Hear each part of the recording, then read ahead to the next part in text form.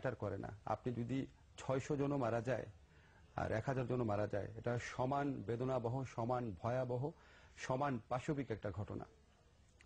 আজকে এই যে মৃত্যুর মিছিল, আমি আপনাকে ঠিক বলে বুঝাতে পারবো না যে কিরকম ক্ষুব্ধ মানুষ, কিরকম ক্রুদ্ধ মানুষ, কিরকম হতাশ মানুষ, কিরকম বেদনার্ত মানুষ।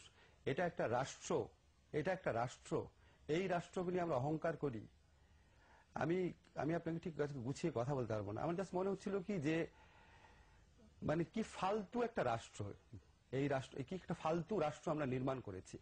এই রাষ্ট্রে একটা যুবলীগের একজন সাধারণ নেতা, স্কুল থেকে বিতাড়িত একটা ছিচকে সন্ত্রাসী, যে মিছিলে লোক সরবরাহ করে, গুন্ডামি করে, হরতাল বিরোধী মিছিল অর্গানাইজ করার যোগ্যতার জন্য স্কুল থেকে বিতাড়িত 8 পর্যন্ত পড়া একটা ছিচকে সন্ত্রাসী যুবলীগের নেতা হয়েছে।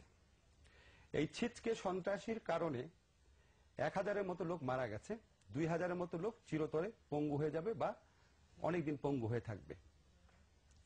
এবং এই লোককে, একটা সামান্য যুবলীগের একটা মধ্য পর্যায়ের নেতা, তাকে গ্রেফতার করার জন্য স্বয়ং প্রধানমন্ত্রীকে নির্দেশ দিতে হয়। হ্যাঁ, আজকে মানে শুক্রবার মাননীয় প্রধানমন্ত্রীর প্রেস সচিব জানিয়েছেন যে প্রধানমন্ত্রী সোহেল রানাকে গ্রেফতারের নির্দেশ দিয়েছেন। আমি আমার এই ক্রোধ, ক্ষোভ, কষ্ট এই কারণেই। তার মানে কি, এখানে দুইটা মেসেজ আছে। সোহেল রানাকে গ্রেফতারের জন্য তাহলে গত 3 দিনে কেউ নির্দেশ কোনো দেয় নাই, স্বরাষ্ট্রমন্ত্রী দেয় নাই, পুলিশের কারো পক্ষ থেকে কোনো তৎপরতা দেখানো হয় নাই। কেন দেখানো হয় নাই? একটা লোকে সবাই বলছে এটা হত্যাকাণ্ড। আজকে আমাদের 2-3 জন মন্ত্রী বলেছেন এটা হত্যাকাণ্ড। তো 1000 লোকের যে হত্যাকারী, তাকে এখন পর্যন্ত প্রধানমন্ত্রী বলার আগে তার মানে কেউ নির্দেশ দেয় নাই গ্রেফতারের, অথবা নির্দেশ দিলেও এটা কেউ পালন করার গরজ অনুভব করে নাই। কারণ সে যুবলীগের একটা মধ্য পর্যায়ের নেতা।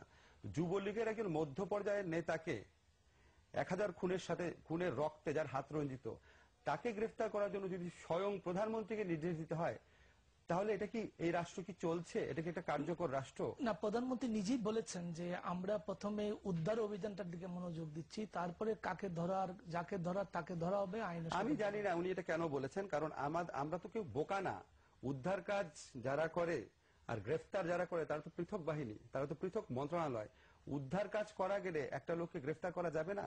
আপনি যদি সোহেল রানাকে গ্রেফতার করতে চান, সিম্পল কথা হচ্ছে, আপনি ওখানে যে এমপি আছে, যে সোহেল রানাকে এত বড় নেতা বানিয়েছে, ছিচকে সন্ত্রাসীকে নেতা বানিয়েছে, সেই মুরাদ জংকে কেন গ্রেফতার করছেন না?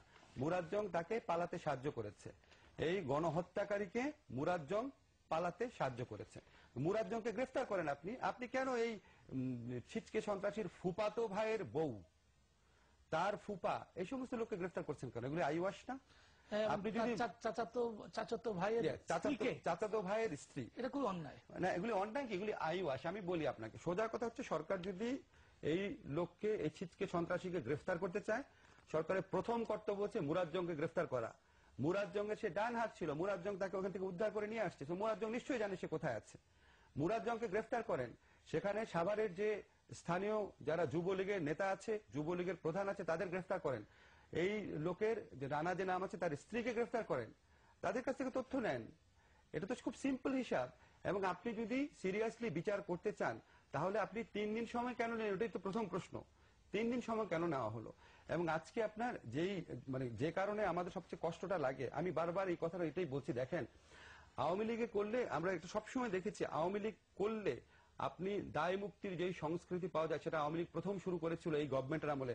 আপনার মনে আছে, শাওন নামে একজন এমপি, তার গাড়িতে, তার পিস্তলের গুলিতে, তার গাড়ির ভিতর থাকা একজন লোক মারা গেল, কোনদিন তাকে গ্রেফতার করলো না গভর্নমেন্ট। আপনার মনে আছে ঘটনাটা? সংসদ ভবনের ভেতরে। এই যে না, আমি বলি আপনাকে, এই যে দায় মুক্তির সংস্কৃতি চালু হয়েছে, আপনি কোনোভাবে যদি আওয়ামী লীগ করেন, তাহলে আপনি কত বড় খুনি, কত বড় সন্ত্রাসী, এটা কোনো বিচার বিবেচনার বিষয় না, আপনি ছাড়া পেয়ে যাবেন।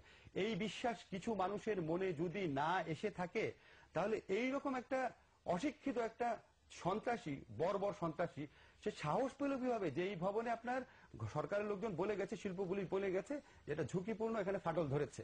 তো ঝুঁকিপূর্ণ ফাটল ধরেছে এই ভবনে 3000 শ্রমিককে জোর করে ঢুকানোর সাহস কিভাবে পেল? নিশ্চয়ই সে চিন্তা করেছে যে আমি যুবলীগ করি, মুরাদ জং আমার পেট্রন, আমি হরতাল বিরোধী মিছিলে লোক সাপ্লাই দিই, আমার কোনো বিচার হবে না। এই অনুভূতি যদি না থাকে, এই বিশ্বাস যদি না থাকে, এত বড় বড় ঝুঁকি মানুষ কিভাবে নেয়?